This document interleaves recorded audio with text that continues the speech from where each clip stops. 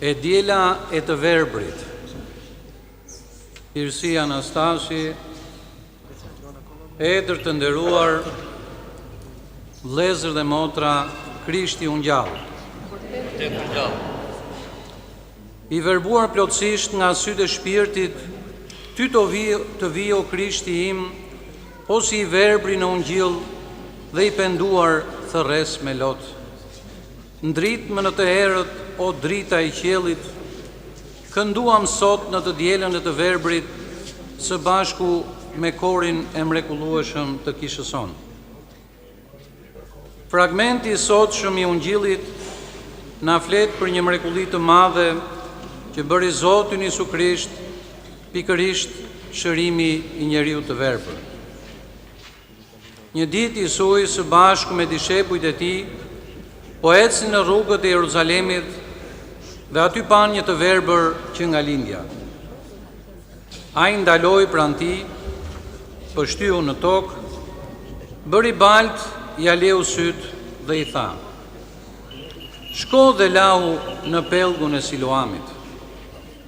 Dhe ai shkoi atje, u la e u kthye duke parë. Kjo ishte një mrekulli shumë e madhe. Nuk ishte para dëgjuar më parë që një njeri i lindur i verbër t'i kthehet drita e syve. I verbri mrekulluar nga ajo që i ndodhi fluturonte nga gëzimi. Ai për herë të parë në jetën e tij po shihte dritën e diellit. Nata e gjatë pafund kishte mbaruar. Ai po shihte për herë të parë botën që e rrethonte. Po shihte njerëzit, kafshët, tokën dhe qiellin. Çdo gjë ishte e mrekullueshme dhe shpirti i tij u mbush me gëzim dhe mirënjohje pafund për Perëndin dhe për njeriu që e shëroi. Jesui kur e gjeti i tha: "A beson ti në birin e Perëndis?" Ai u përgjigj dhe tha: "Kush është o Zot, që unë të besoj në të?" Dhe Jesui i tha: "Ti e ke parë, është pikërisht ai që po të flet." Atëherë ai tha: "Unë besoj o Zot," dhe ai e adhuroi. Fragmenti i sotshëm i ungjillit na mëson për një të vërtetë tragjike. I verbri i lindur i tillë sot merr dy dhurata.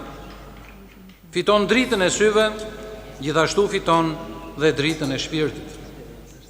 Ndërsa farisejnë dhe gjindja e tyre verboheshin nga ligësia dhe nuk shikonin tek Jesui fuqinë e Perëndis, pa të cilën asnjë mrekulli nuk mund të ndodhë.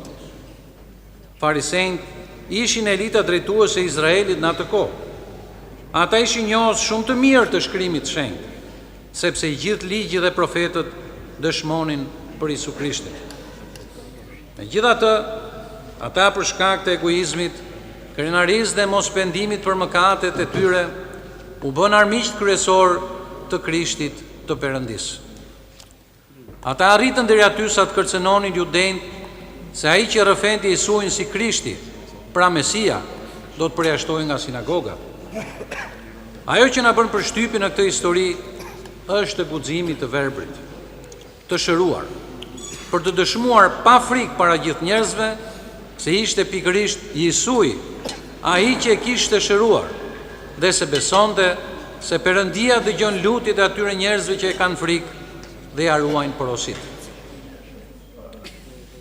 Ky guxim për të dëshmuar mrekullinë e Perëndis e shpërbleu me një dhuratë të dyfishtë. Për herë të parë në Ungjill, Zoti Krisht e shfaq veten në popull si i biri i Perëndis. Pikërisht para të verbrit të shëruar, duke i dhuruar dritën e syve dhe dritën e shpirtit.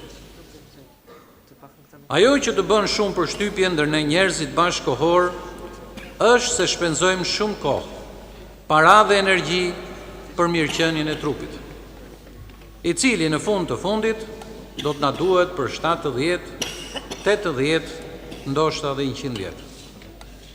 Dhe kujdesemi shumë pak ose as pak për shpirtin, i cili është i pavdekshëm. Sa pak shqetësohemi që ta stolisim shpirtin me virtyte, sa pak lutemi, kreshmojmë apo bamirësojmë të tjerët. Në brezin ton shikojmë pak njerëz besimtarë të zellshëm që të rrëfejnë me guxim besimin e tyre të krishterë ortodoks dhe të jetojnë sipas porosive të Ungjillit. Vaktësia jetëson shpirtërore na privon nga hiri i Perëndis, që dhuron vazhdimisht gëzim hyjnor, ngushëllim në sprova dhe mrekulli në çaste të vështira të jetës sonë. Dua të ndaj me ju vëllezër një histori murgjërore, për dobi shpirtërore. Një herë një kohë një baba kishte një vajzë të vetme, e cila quhej Maria. Kur u rrit dhe ishte në moshë për martesë, ajo refuzoi propozimin e atit për ta martuar me një burr të krishterë sipas zakonit të asaj kohe. Ajo këmbgulte se dëshironte të bëhej nuse e Krishtit. Duke parë këmbguljen e të bijës, i ati vajti në një manastir dhe ja dërzon të bijën igumenës. Vajza re me shumë zell dhe dëshirë hyn në jetën murgjërore dhe përparon në virtyte, bindje dhe përullësi. Pas disa vitesh në manastirin e tyre vjen për vizit një pasha turk. Ai shikonte me admirim godinat e manastirit dhe kishën e saj. Në një moment, shikimi pashajt u kërqëzua me atë të Marias murgesh. Ai u ndez në një pasion demoniak dhe i kërkoi igumenës: ose më jep Marian për nuse, ose e dogja manastirin me çka brenda. E pash dhe më pa, e pëlqeva dhe më pëlqeu, kështu që e dua patjetër. Igumenja e tmerruar e thërret Marian dhe i thot: bia ime, ç'ishte kjo që na bëre? Dhe vajte dhe u dashurove me pashajin. Maria u përgjigj me qetësi: nëse do doja burr, babai më martonte me një të krishterë dhe jo me një turk. Po e pash në sy pashajin, por jo për burr.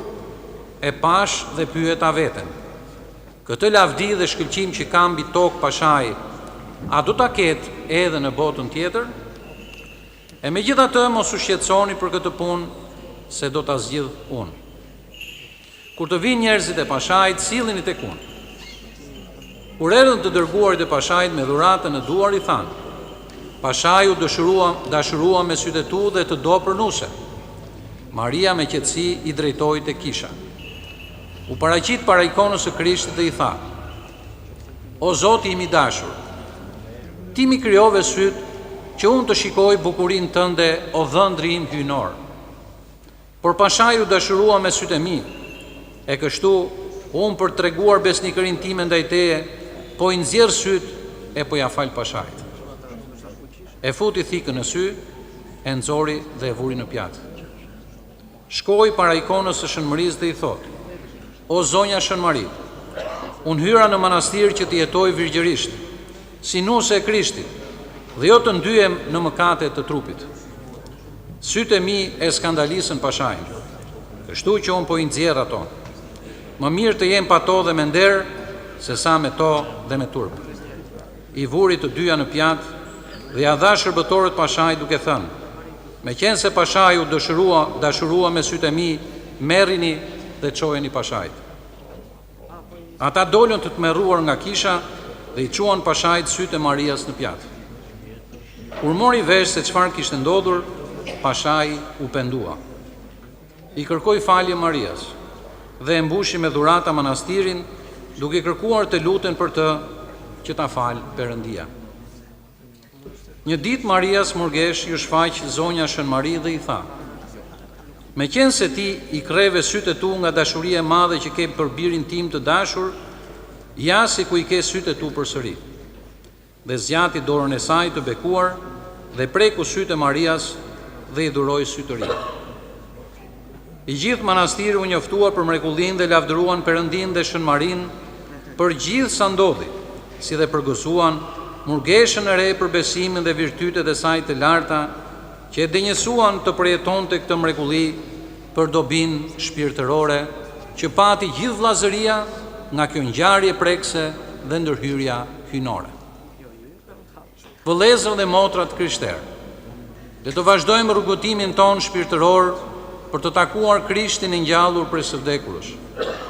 Le të vazhdojmë të lutemi me besim tek Shpëtimtari ynë, që të na ndriçojë sytë e shpirtit, që të mund të mbushet e gjithë jeta jon me dritë paskale që i transformon të gjitha.